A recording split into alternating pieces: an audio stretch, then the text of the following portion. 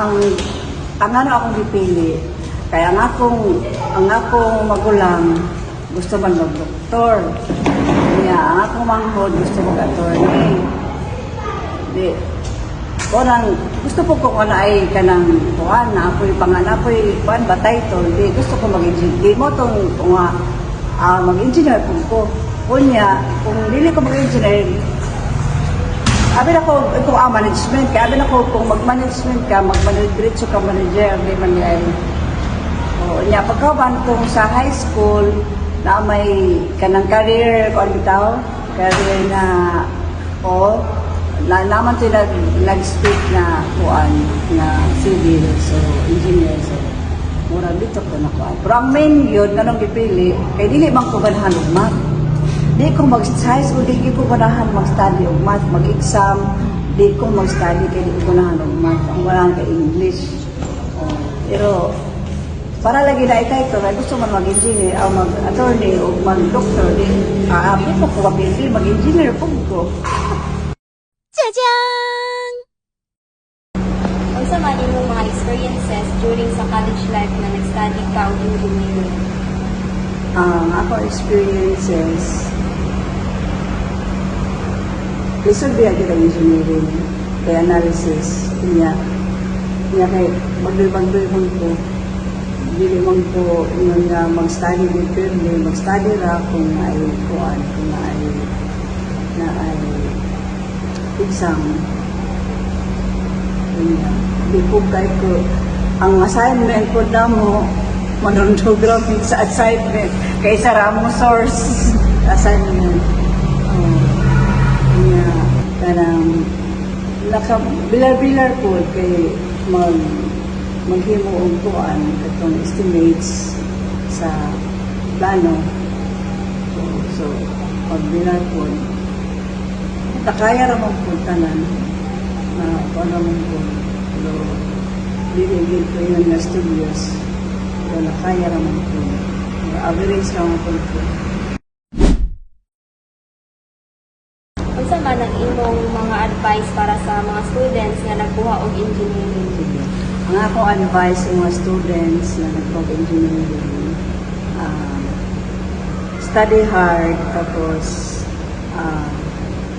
dili lang kay after sa klase ang inyong notebook ilabay ra i-conjure practice mag-review ng inyong klase, inyong mga lessons, and then practice all day.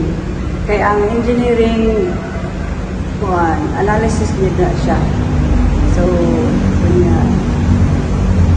inyong mga drawings, ang inyong place, kamo yung mabubuhat. Kaya sa ako experience, akong tanang plates, ipabuhat na ko sa akong amigo. So pagka at the end, ako'y nabalaan, di ko kabalo, ako'y nabalaan. So yun, do your projects or do your plates on your own good. Kung naamoy ang masabtan, hindi naman pa-as if na, kabalo ko, ask your teachers, ask your professors, para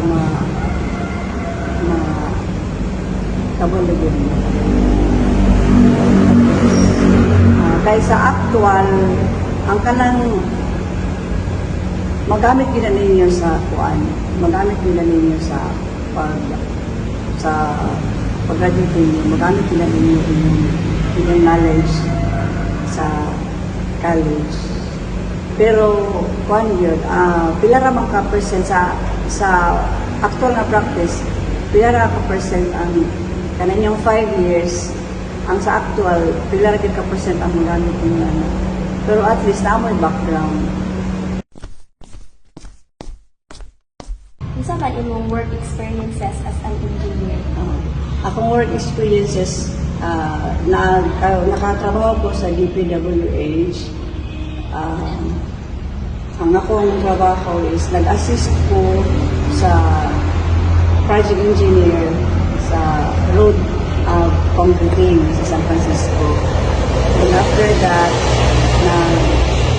ako na dahil nag-manage sa project sa San Francisco nga road contour pavement completing gihapon sa public market sa Rosario.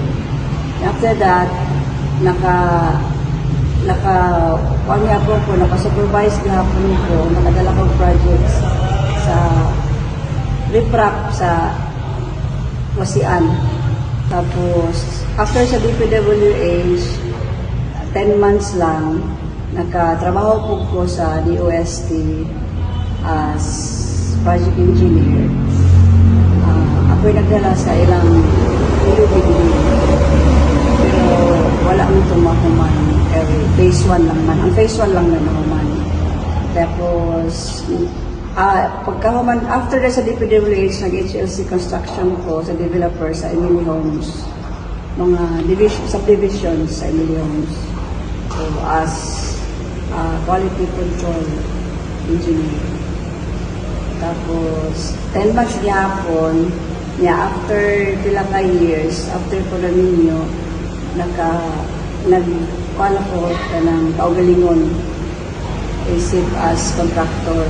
So, ang first project nako was kanang school buildings, repair sa school buildings sa Putusan. Kuan po ka ng road completing. And after that, ang akong husband na nagpadayon.